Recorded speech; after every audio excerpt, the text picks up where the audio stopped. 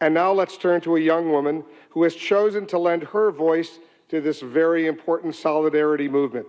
She's a leading British actor, an advocate for gender equality in her own right. She's been involved with the promotion of girls' education for several years. As part of her humanitarian efforts, she's visited Bangladesh, Zambia, recently returned, as we just heard, from Uruguay on her first mission with UN Women. Ladies and gentlemen, please join me in welcoming to this stage our co-host and the UN Women's Global Goodwill Ambassador, Emma Watson.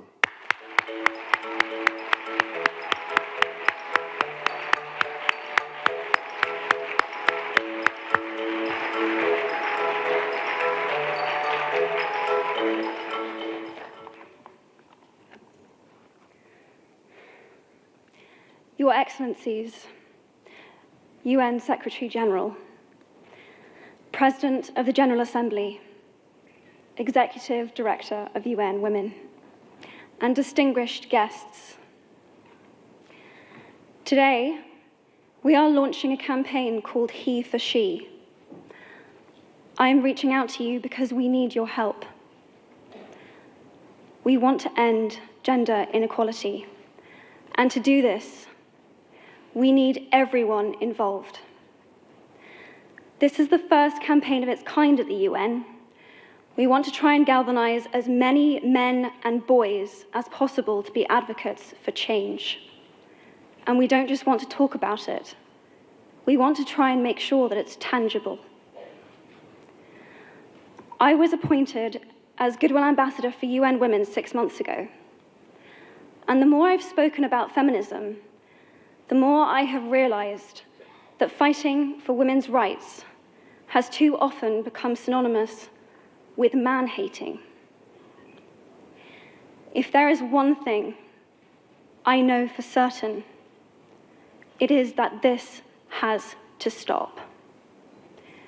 For the record, feminism, by definition, is the belief that men and women should have equal rights and opportunities.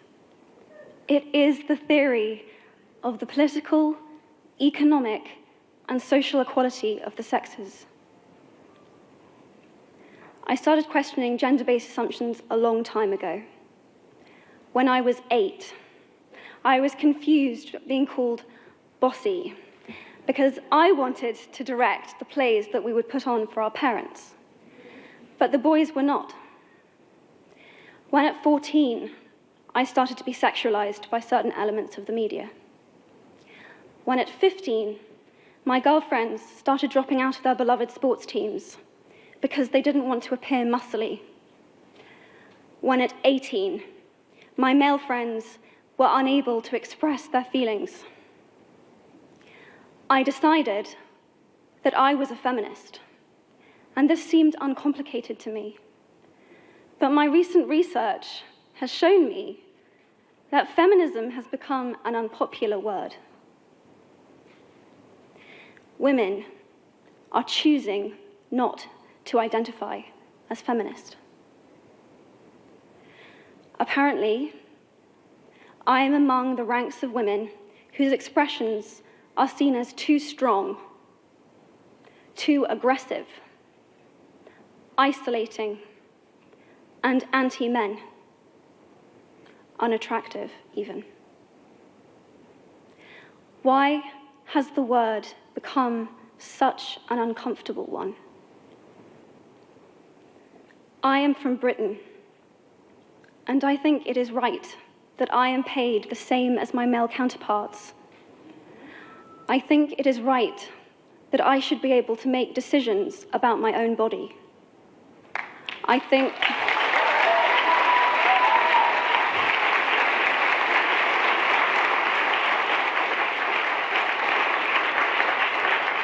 think it is right that women be involved on my behalf in the policies and the decisions that will affect my life.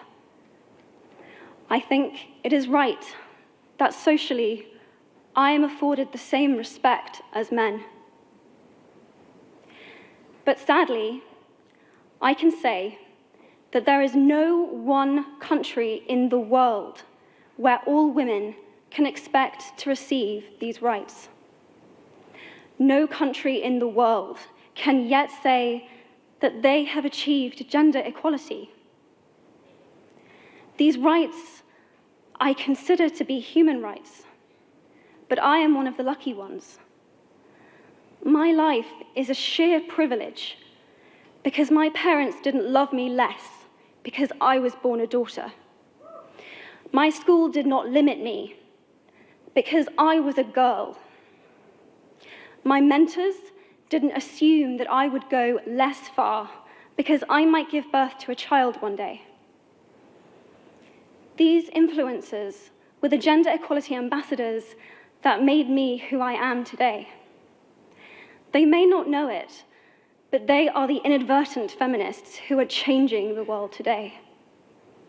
We need more of those. And if you still hate the word, it is not the word that is important. It's the idea and the ambition behind it.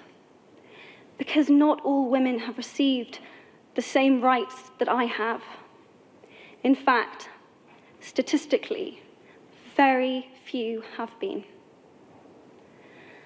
In 1997, Hillary Clinton made a famous speech in Beijing about women's rights. Sadly, many of the things that she wanted to change are still true today. But what stood out for me the most was that less than 30% of the audience were male. How can we affect change in the world when only half of it is invited or feel welcome to participate in the conversation? Men, I would like to take this opportunity to extend your formal invitation.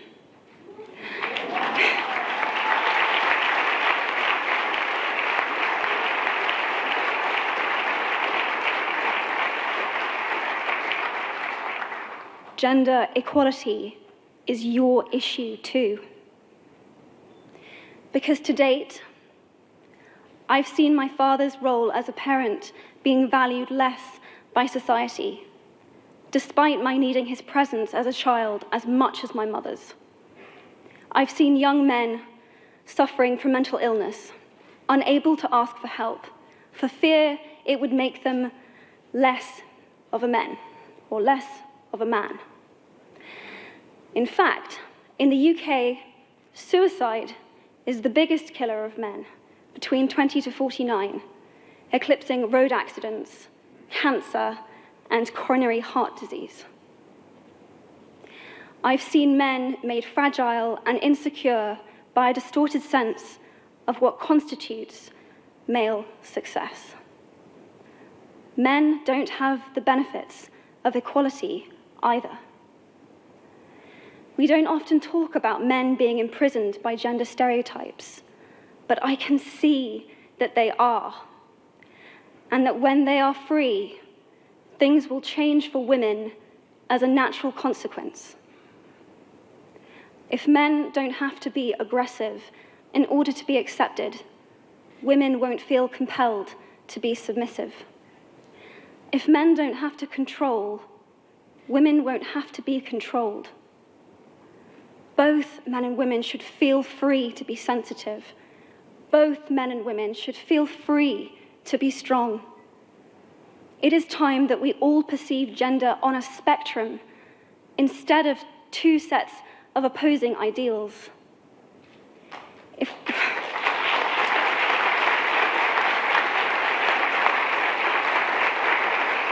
If we stop defining each other by what we are not and start defining ourselves by who we are, we can all be freer.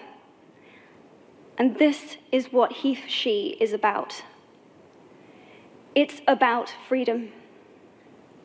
I want men to take up this mantle so that their daughters, sisters, and mothers can be free from prejudice, but also so that their sons have permission to be vulnerable and human too. Reclaim those parts of themselves they abandoned, and in doing so, be a more true and complete version of themselves. You might be thinking, who is this Harry Potter girl? And what is she doing speaking at the UN? And it's a really good question. I've been asking myself the same thing.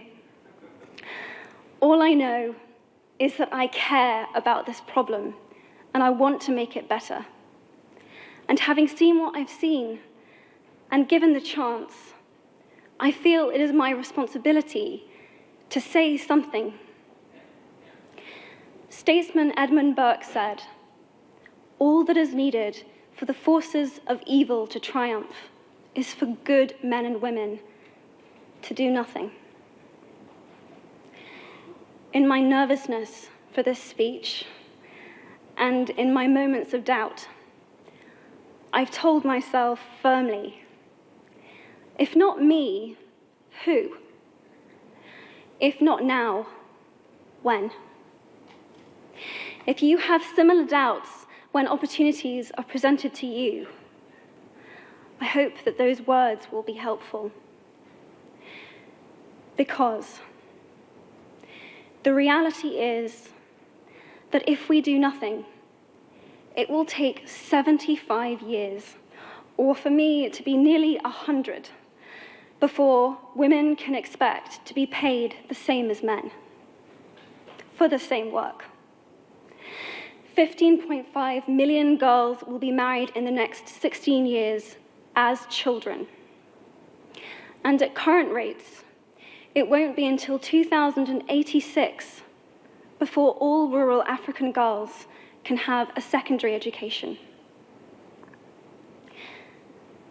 If you believe in equality, you might be one of those inadvertent feminists that I spoke of earlier.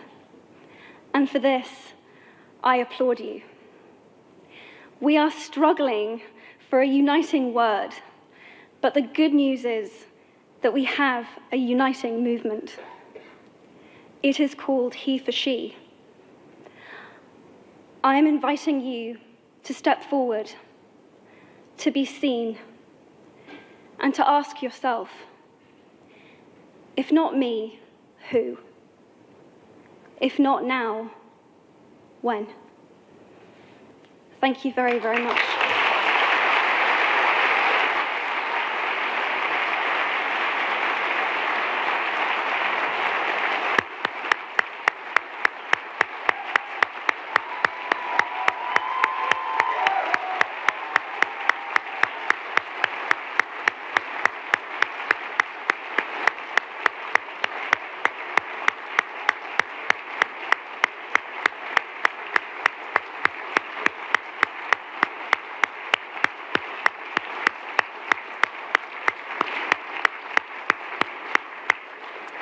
What a beautiful, beautiful speech. What a beautiful thought.